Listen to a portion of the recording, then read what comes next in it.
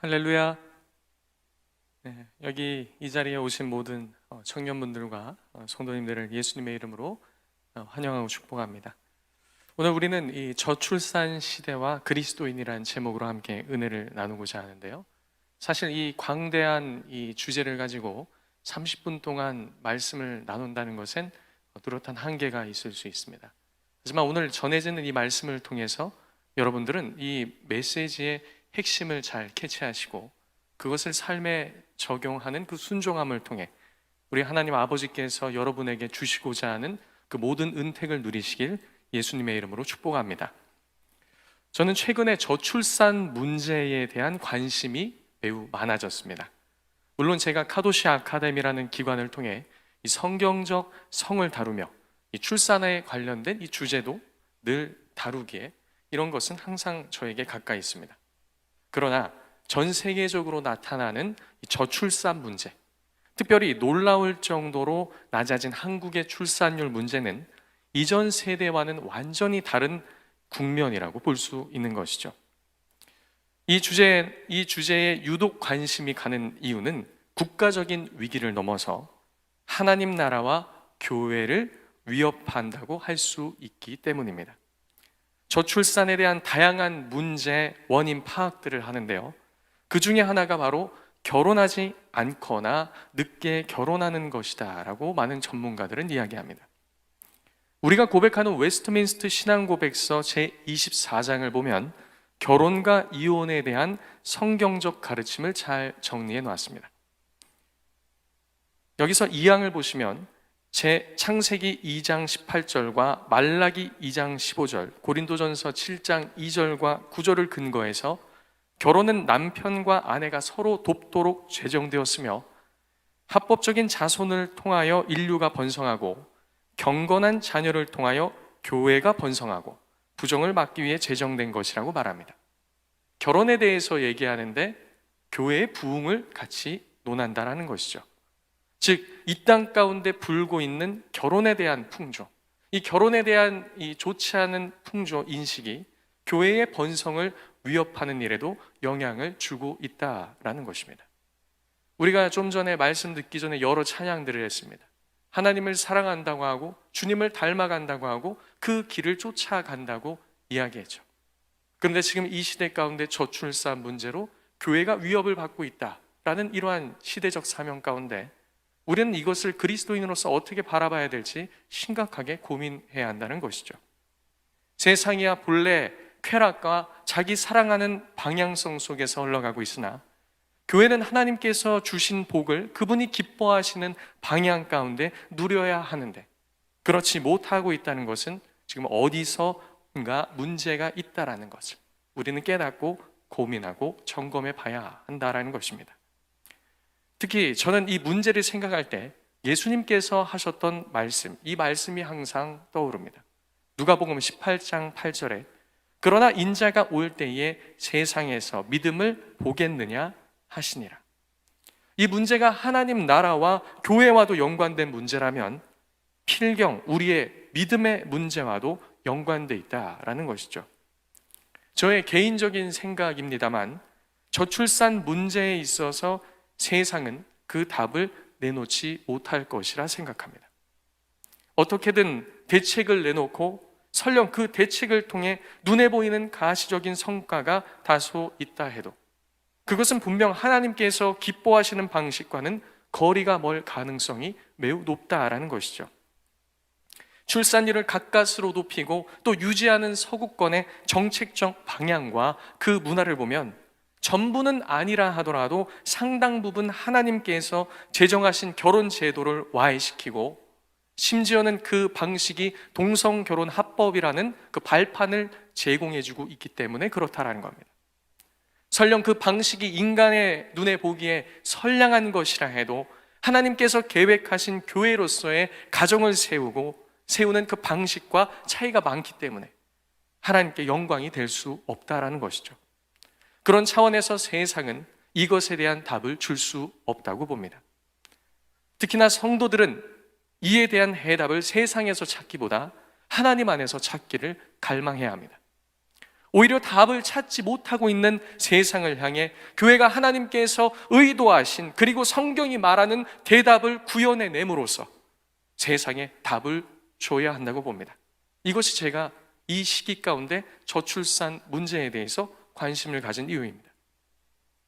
현재 생명주일 예배를 드리고 있는 이 시점에 이 땅에서의 출산율 앞자리가 0자리를 가리키고 있습니다. 이것은 어떤 면에 있어서는 생명 없음을 가리킨다고 볼 수 있는 것이죠. 전 세계적으로 봐도 많은 교회 수와 교인 수, 그리고 큰 교회의 규모를 자랑하고 있는 한국 교회가 이 땅에 버티고 있음에도 복으로써 주신 이 창세기 1장 26절에서 28절의 말씀, 즉 생육 번성, 땅에 충만한 정복 다스림의 사역을 잃었다는 것은 교회에게 주신 사명을 잃어가고 있다라고 볼 수 있는 슬픈 일인 것입니다. 제가 지난주 여기에 앉아있는 청년분들께 성경에서 말하는 성이라는 주제로 1시간 40분가량 특강을 했습니다. 성이라는 것은 개인을 넘어 가정과 교회와 하나님 나라와 어떻게 연결되는지를 말씀드렸죠.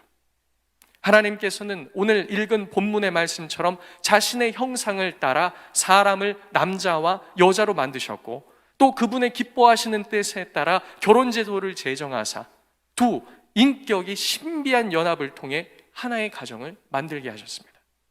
그리고 새롭게 꾸려진 이 가정을 에덴에 두사 사람을 창조하신 이의 의도를 알게 하셨는데, 사람이 창조된 것은 하나님을 예배하며 하나님께 영광을 위함임을 우리는 간략히 나눴죠. 창조된 인간은 하나님의 모양과 형상에 따라 지음받았으며, 이것은 다른 말로 하면 가정과 교회도 하나님의 형상으로 지음받았다라는 것입니다. 특히 오늘 본문에 나오는 하나님의 모양이라는 단어가 있습니다. 이 단어의 원어적인 뜻은 하나님을 닮다 혹은 닮아가다라는 의미를 가지고 있죠. 그러니 우리 모두 하나님의 형상, 즉 하나님의 형상을 닮아가는 존재로 창조되었다라는 겁니다. 그렇게 우리의 가정도 하나님의 형상으로서 하나님을 닮아가야 되며, 그리고 역시 교회도 그리스도를 닮아가야 한다는 겁니다. 이것이 우리가 창조된 최고의 목적이며 그 어떠한 것과도 비교하려 해도 비교할 수 없는 것이다 라는 겁니다. 우리는 전 인생을 바쳐, 나의 전 인생을 들여서라도, 나의 전 재산을 팔아서라도 이 값진 진주요 보화와 같은 그리스도를 닮아감을 추구해야 될 줄로 믿습니다. 고난주간을 지나 부활하신 그리스도께서 자신의 형상을 닮은 그 교회를 사시기 위해 자신의 핏값을 지불하사 오늘 교회를 세우셨습니다. 그래서 에베소서 4장 12절에서 15절에 보면 그리스도는 교회의 머리요 교회는 그의 몸이며 주의 몸된 교회를 장성한 분량이 충만한 데까지 이르게 하시는 그 하나님의 열심과 영광을 우리는 우리의 교회를 통해서 보게 하셨다라는 것이죠. 우리의 교회, 그리고 우리 가정. 에베소서 1장 23절은 이렇게 말합니다. 교회는 그의 몸이니 만물 안에서 만물을 충만하게 하시는 이의 충만함이다 라는 겁니다. 우리가 이 세상 가운데 만족하고 기뻐할 수 있는 유일한 길은 교회를 충만하게 하시는 이의 충만함 때문인 줄로 믿습니다. 우리가 모든 것을 바쳐 그분을 사랑하고 그분을 닮아가기 위해 모든 대가를 지불하는 것, 그리고 그분의 충만하심을 우리 삶 가운데 가득 채워내는 것, 이것이 이 시대 우리가 필요로 하는 일이다라는 거죠. 우리가 추구해야 될 일이다라는 겁니다. 하나님께서는 이처럼 그리스도의 충만함을 알 수 있는 그 신비를 가정과 교회에 두사 하나님을 깊이 알아가게 하셨습니다. 이를 통해 언약적인 연합의 신비를 결혼과 가정, 그리고 임신과 출산을 통해 우리에게 경험케 하사 하나님을 닮아가게 하시고, 아들께서 아버지께서 일하니 나도 그 일을 한다라고 하며 순종하셨던 것처럼 우리로 하여금 그 모든 일에 동참케 하사 친히 자신이 하셨던 사역에 동참케 하시며 경험케 하사 하나님을 닮아갈 수 있는 모든 길을 열어놓으셨다라는 겁니다. 우리가 가정을 꾸리는 것, 우리가 교회에서 이 교회를 세워나가는 것, 이 모든 것은 그리스도를 닮아가기 위한 하나님의 작정이요 하나님의 신비인 줄로 믿습니다. 오늘날 결혼을 하면 힘들다, 가정을 꾸리면 힘들다라고 말하지만 좀 전에 말씀드렸듯이 우리가 그리스도를 닮아갈 수만 있다면 우리의 전 인생을 들여서라도 그것을 사내는 것이 지혜다라는 말입니다. 하나님의 열심히, 하나님의 일하심이, 하나님의 열심을 갖고 일하심이 무엇인지 알고 싶으십니까? 하나님과 더 친밀하게 교제하고 싶으십니까? 복음을 더 친밀하게 경험하고 싶으십니까? 그리스도를 사랑함으로 그리스도께서 교회를 사랑하심이 무엇인지 더 깊이 경험하고 싶으십니까? 사도 바울은 에베소서 5장 31절에서 32절에 이렇게 말합니다. 그러므로 사람이 부모를 떠나 그의 아내와 합하여 그 둘이 한 육체가 될지니 이 비밀이 크도다. 나는 그리스도와 교회에 대하여 말하노라. 이렇게 말씀하시며 그 신비가 여기에 있음을 가르쳐주고 있다라는 겁니다. 남녀의 연합을 통해 만들어진 그 가정, 그 교회 안에 그리스도를 닮아가는 놀라운 신비와 복음이 함축적으로 들어있음을 지금 가르쳐주고 있는 것이죠. 우리가 오늘 말씀 본문으로 읽은 창세기 1장 26절에서 28절의 모든 복도 마찬가지입니다.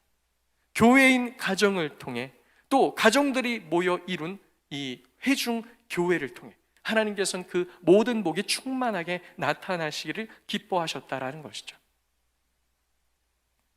사랑하는 청년 여러분, 그리고 이 방송을 통해 듣고 계신 또 여러 성도 여러분, 반생명 문화가 창궐한 결과로서 생명 경시, 낙태, 영아 유기 및 살해, 안락사 문제 등 반생명 문화는 이러한 모습으로도 나타나지만 반생명 문화는 생명을 잉태할 수 있는 힘을 지닌 교회와 가정을 세우는 것을 배척하는 모양새로도 나타난다라는 사실을 반드시 기억하셨으면 좋겠습니다.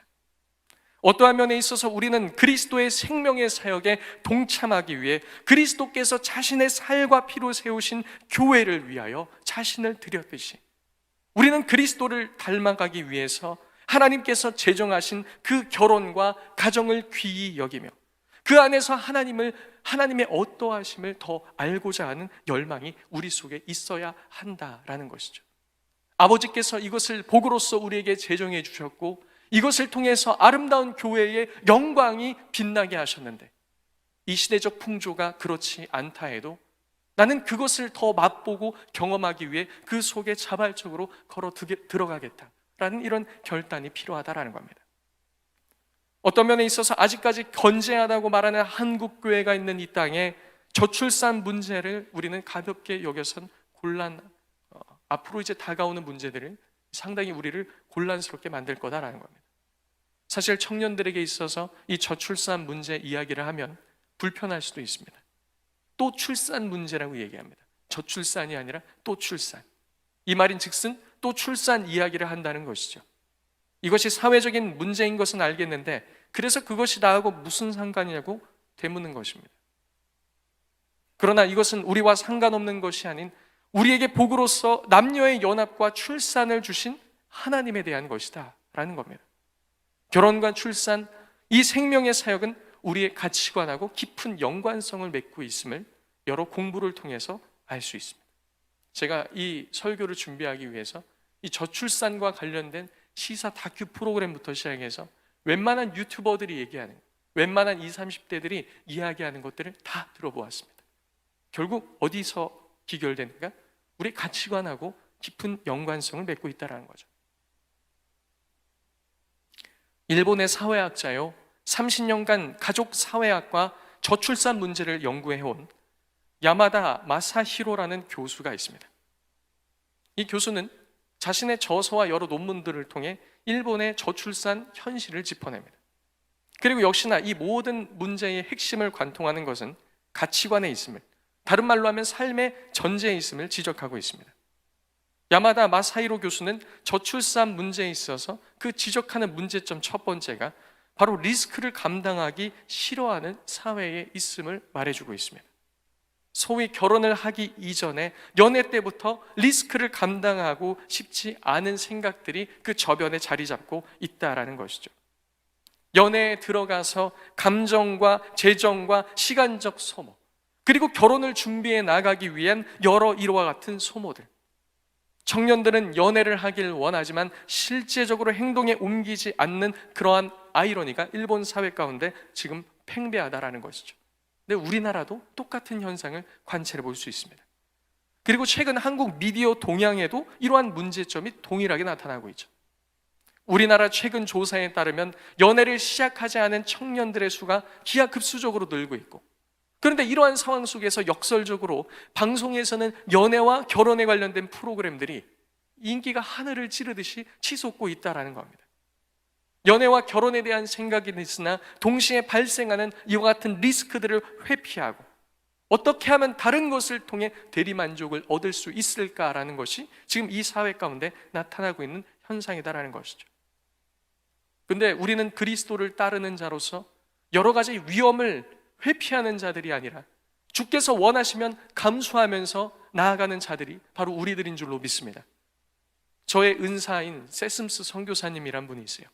미국 분이신데요, 이분이 2010년에 네팔로 건너 들어가서 거기서 100여 개가 넘는 교회를 개척하고 600명 정도 되는 목사님들을 길러내며 수많은 고아원 사역부터 많은 사역들을 해나가고 계십니다. 제가 학부 때 이 교수님한테 배울 때 믿음에 대해서 그렇게 가르침 받았어요. 믿음은 무엇이냐? Adventure with Jesus. 예수님과 함께하는 모험이다. 모험은 우리에게 안정성을 보장해 주지 않습니다. 그러나 주님과 함께하는 그와 같은 모험이라면 주님께서 우리의 안전을 보장해 주실 줄로 믿습니다. 우리는 위험을 회피하는 자들이 아니라 하나님의 뜻이 어디 있는지를 발견하고 그곳에 하나님의 뜻이 있다면 그 십자가를 지기에 마다하진 않은 그리스도처럼 우리는 그 길을 걸어야 한다는 것이죠. 여기에는 또 두 번째 원인으로 지목받는 것이 있는데, 생애에 걸친 생활 설계라는 것입니다. 상대방과의 교제가 시작되기 전에, 아직 교제가 시작되기 전입니다. 그런데 벌써부터 육아와 노후까지도 생각한다라는 것이죠. 또 상대방과 결혼했을 때 나의 출산할 나이와 그 아이에 대한 육아의 심적 부담과 경제적 부담까지도 미리 고려한다는 겁니다. 아직 연애도 시작 안 했는데 말이죠. 그에 더해 아이의 입시와 교육, 그리고 그 아이가 성인이 되어서까지, 그 자녀가 커서까지 또 결혼 준비를 어떻게 시킬 것인가, 그리고 그 이후에 나의 노후는 어떻게 될 것인가까지 걱정한다는 것이죠. 물론 어떤 면에 있어서 이러한 고민들은 지혜로운 것이 될 수 있으나 이것이 과하여 어떠한 것도 할 수 없는 상황이 온다면 이것은 지혜로움이 아니라 두려움이 우리를 삼켜버린 것이라고 말할 수 있는 것입니다. 아직 무엇인가 시작하기도 전에 이 모든 설계에 대한 계산기를 두드려본 후, 자, 그러면 감당해보자. 자, 그러면 이제 주님과 함께 이와 같은 사역과 일들을 시작해보자가 아니라 시작하지 않겠다라는 겁니다. 연장선상에서 서구와 비교했을 때 우리 문화권이 가진 가장 큰 차이 중 하나가 아직 낳지 않은 자식에 대한 애정이라는 것입니다. 서구 문화권에서는요, 물질적인 지원보다 자녀와 함께하는 그 친밀함, 그 대화에 초점이 맞춰져 있다면 우리나라를 비롯한 일본, 중국, 그리고 동남아 문화권에서는 자식에게 돈을 드리는 것이 부모의 애정이요 도리라는 인식이 강하다라는 것이죠. 자녀에게 좋은 것을 해주고 좋은 교육을 받게 해주고 남부럽지 않게 키우고 싶으나 자신이 없다라는 겁니다. 지금 나 하나도 감당하기 힘들다라는 것이죠. 그리고 그렇게 어렵고 힘든 삶을 살게 할 바에는 아예 결혼도 하지 않으며 아이도 낳지 않겠다는 겁니다. 아직 태어나지도 않았고 아직 결혼도 하지 않았으며 아직 연애 중이거나 연애를 시작하지도 않았는데 이런 생각들이 벌써 자리를 잡고 있다는 것입니다. 혹시 이 중에 이와 같은 생각을 가지신 분이 계시다면 앞으로 주의 나라와 주의 의를 이루기 위해 어떻게 자신을 부인하고 십자가를 지고 쫓을 수 있을까? 저는 그런 부분이 염려될 뿐입니다. 이와 같은 사고방식은 전혀 그리스도인들에게 합당하지 않은 것입니다. 우리는 믿음으로써 주께서 제시하시는 방향을 보고 그저 걸을 뿐이죠. 주께서 제시하시는 방향성 속에 우리는 그저 걷는다면 주께서 그 모든 길들을 우리에게 마련해 주실 것이기 때문입니다. 마지막으로 체면과 중산층 진입 및 유지, 이것이 어렵다고 판단됐을 때 시작조차 하지 않는다는 거죠. 적어도 결혼을 시작하려면 작은 아파트엔 살아야 하고, 신혼에 있어서 혼수는 이 정도가 준비되어야 하고, 차량은 최소한 중소형 혹은 중형이어야 하고, 여유로운 여가 생활을 위해 이 정도는 맞춰줘야 한다라는 이 베이스가 잘 깔렸을 때, 비로소 다른 사람에게도 너 좀 결혼 생활 잘했구나, 결혼 잘했구나, 출발 잘했구나 라는 소리를 듣는다는 것이죠.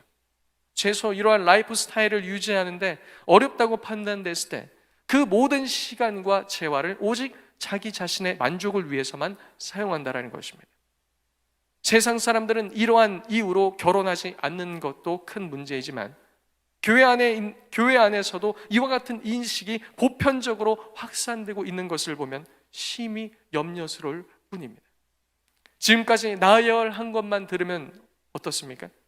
모든 것이 결국 어떤 문제하고 연관되는가? 이제 돈 문제하고 연관되어 버린다라는 것이죠. 디모데후서 3장 1절에서 2절은 이렇게 말합니다. 너희는 이것을 알라. 말세에 고통하는 때가 이르러 사람들이 자기를 사랑하며 돈을 사랑하며, 또 뒤에 여러 구절들이 나오죠. 하나님의 거룩한 형상이요 교회를 세워나가는데, 하나님의 형상과 교회인 가정을 세워나가는데 이 모든 것을 단지 돈으로만 연관시키려는 관성이 우리 속에 있다면 우리는 이것을 속히 버려야 합니다. 이 모든 것은 돈이 아닌 교회와 하나님 나라를 세워가는 것이기 때문에 우리의 믿음을 필요로 한다라는 것이죠. 미래학이라는 것이 있습니다. 미래학, Futures Studies 혹은 Futurology라고 불리는 이 학문입니다. 이 학문은 과거, 현재 상황, 그리고 미래의 사회를 여러 각도로 연구해서 추론하고 예측하여 그 모형을 제시하는 학문입니다. 이러한 미래학을 근거로 해서 10년 전엔 한 책이 출간됐습니다. 2020-2040 한국교회 미래 지도라는 책입니다. 이 책에 보면 한국 사회의 성장 동향과 인구 동향을 통해서 미래를 예측하고, 이것이 한국교회에 어떤 영향을 미치는지를 예측해 놓고 있습니다. 이 책의 전망에 따르면 이제 교회 내에서 경제활동 인구가 이제 은퇴를 하고, 또 인구가 감소를 하고, 종교에 대한 사회 사람들의 무관심, 이 모든 것으로 인해서 교회 헌금은 자연스럽게 줄어들 것이라고 말합니다. 다음 세대와 새로운 유입이 있으면 좋은데 그마저도 치명적으로 줄어들 것이라고 문제 제기를 합니다. 또 갈수록 어려워지는 이 사역 환경에 따라 사역자들의 형편과, 또 이 젊은 사역자들 역시 이 세상의 영향을 받아 더 나이스한 것을 추구하려는, 더 나이스한 삶을 추구하려는, 어려운 것을 회피하려는 이러한 현상들, 이런 것들이 맞물려 현재는 신학교 입학 지원자들 수도 절반 이상 떨어져서 미달 사태도 일어나고 그런 거 아니겠습니까? 목회자의 삶은 더 어려워지는 등 그 악순환의 고리를 예측하고 있었고 10년 만에 이것이 현실화되고 있다는 겁니다. 자, 그렇다면 그렇게 어려운 시기에 목회를 계속 해야 하며 교회는 계속 개척되어야 하는가? 전망이 밝습니까? 아니면 어둡습니까? 전망이 밝아요, 어두워요? 너무 어둡죠.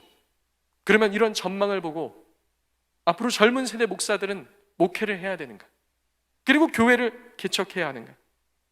네, 그렇게 해야죠.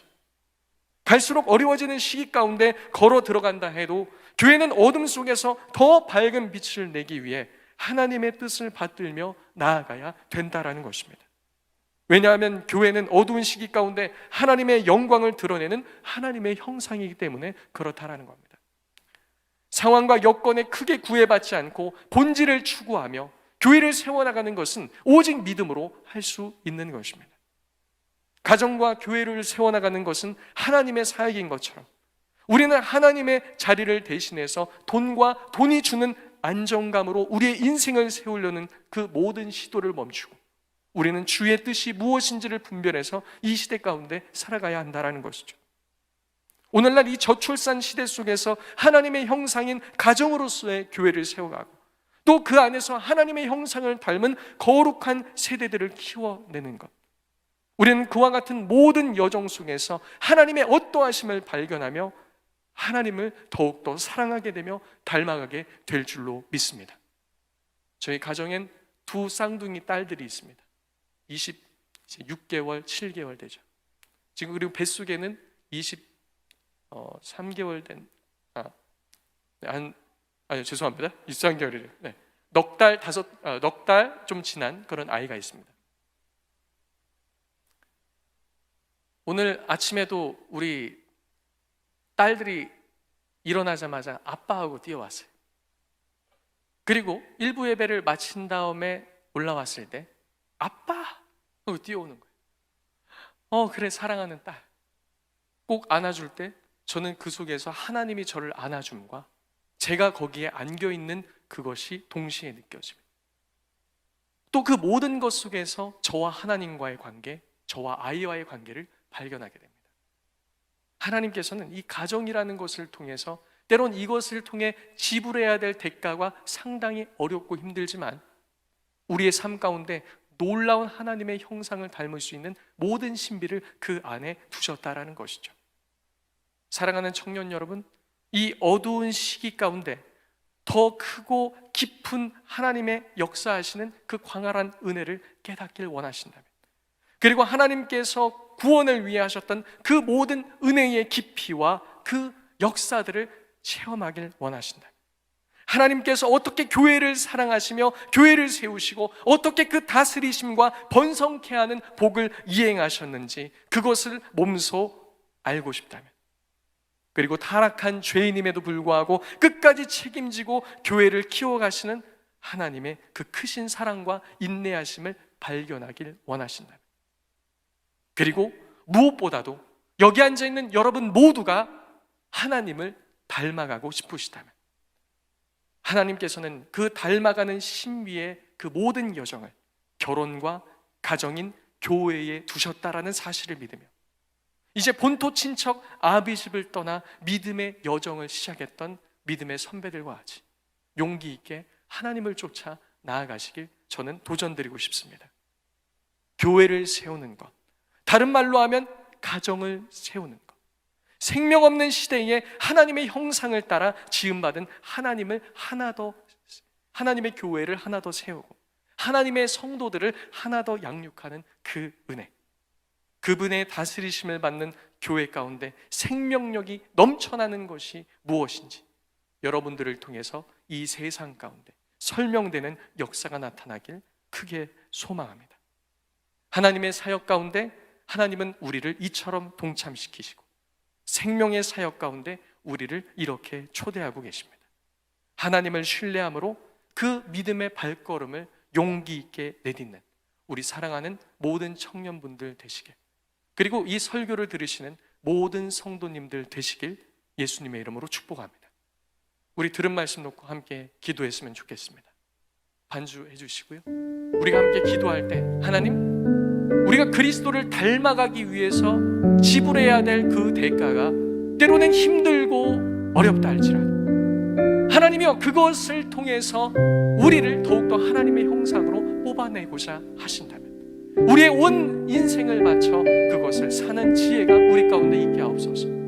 또한 이 세상은 결혼이 힘들다, 가정 꾸리는 것이 힘들다, 아이를 키우는 것이 힘들다라고 말하며 마치 하나님께서 복으로써 주신 이 모든 것들을 부정하며 저주처럼 취급하는 이러한 시대 가운데 하나님이여 우리 그리스도인들을 통해서 하나님께서 세우신 교회로서의 가정을 통해서 하나님의 영광과 신비와 하나님의 생명의 그런 사역이 무엇인지를 우리를 통해서 설명해내게 하옵소서. 우리 이런 주제를 가지고 우리 다 같이 통성으로 기도하며 나아가겠습니다. 다 같이 기도하시겠습니다.